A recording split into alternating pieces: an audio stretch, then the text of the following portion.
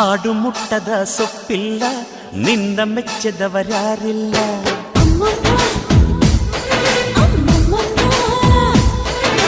ಜೇನಿಗಿಂತ ಸಿಹಿ ಬೇರಿಲ್ಲ ನಿನ್ನ ಮುದ್ದಿಗಿಂತ ಸಿಹಿ ಬೇಕಿಲ್ಲ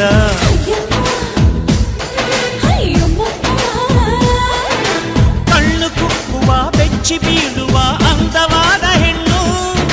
ರುಚಿ ರುಚಿಯ ಬಾಯಿ ಚಪ್ಪರಿಸ ಸಿಹಿಯಾದ ಹೆಣ್ಣು